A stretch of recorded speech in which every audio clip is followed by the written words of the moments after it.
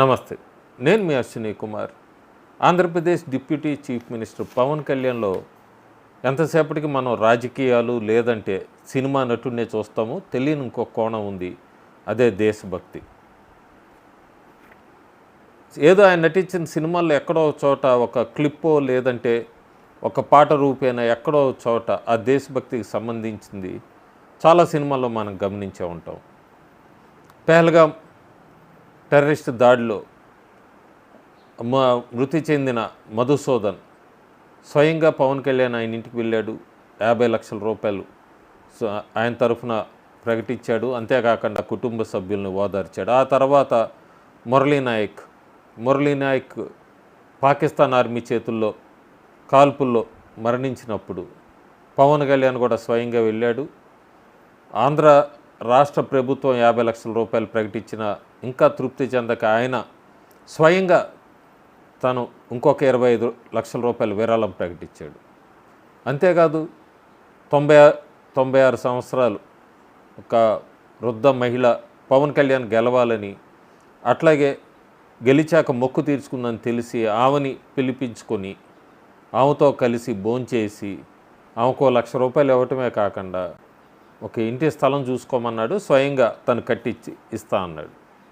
ఇది కాకుండా ఆర్ఫెన్స్ అనాథ పిల్లలకి అందరికీ కూడా అంటే దాదాపు 30 మంది నెలకు 2.5 లక్షలు ఖర్చు అవుతుంది ఒక్కొక్కరికి, మొత్తం ఈ 30 మందికి. వీళ్ళందరినీ కూడా తను చూసుకుంటా అన్నాడు. ఇంకా ఇవంతా కూడా సో ఈ రకంగా సేవ అనుకోవచ్చు, సమాజ సేవ లేదంటే ఒక దేశభక్తి, అదొక కోణం కూడా ఉంది పవన్ కళ్యాణ్లో. అందుకే ఈ ఆపరేషన్ సింధూర్ తర్వాత ఫస్ట్ రియాక్ట్ అయిన వ్యక్తి పవన్ కళ్యాణ్. మన ఇండియన్ ఆర్మీని అట్లాగే ప్రధానమంత్రి మోడీని కూడా పొగడ్తలతో ముంచెత్తాడు.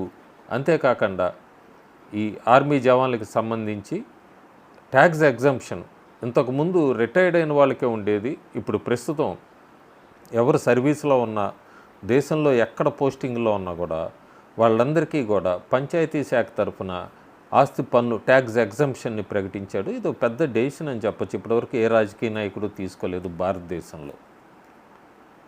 పవన్ కళ్యాణ్ అడుగులు నేను చాలా వీడియోస్ గతంలో వెళ్తే పవన్ కళ్యాణ్ మీద ఆ వీడియోల్లో ఎక్కడో చోట ఈ క్లిప్ అయితే ఖచ్చితంగా దొరుకుతుంది. ఏంటంటే పవన్ కళ్యాణ్ సౌత్ ఇండియాలో స్ప్రెడ్ చేస్తాడు జనసేనని స్ప్రెడ్ చేస్తాడంటే చాలామంది సబ్స్క్రైబర్స్ లేదంటే అప్పుడు వచ్చిన వ్యూవర్స్ కానీ ఆంధ్రప్రదేశ్లోనే ఆయన పార్టీ సరిగ్గా లేదు, దక్షిణ భారతదేశంలోన ముందు ఏపీని చూసుకోమనండి అంటూ కూడా నాకు చాలామంది రిప్లై ఇచ్చారు. ఆయన కాలమే సమాధానం ఇస్తుందని నేను ఆగాను. ప్రస్తుతం పవన్ కళ్యాణ్ అదే నిజం కాబోతోంది. తమిళనాడుకి చెందిన ప్రొఫెసర్లు అట్లాగే విద్యావేత్తలు, మాజీ ముఖ్యమంత్రి ఎంజీఆర్ మనవడు వీళ్ళందరూ కూడా పవన్ కళ్యాణ్ని కలిశారు.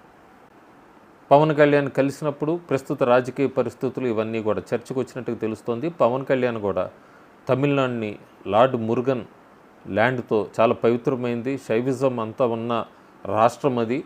తమిళనాడుని బాగా పొగడ్తలతో రాష్ట్రాన్ని ముంచెత్తాడు. అంతేకాకుండా ఎంజీఆర్ జయలలిత టైంలో లా అండ్ ఆర్డర్ చాలా బాగుండేది. ఇప్పుడు తమిళనాడు లా అండ్ ఆర్డర్ అంతా కూడా చెల్లాచెదురైపోయింది.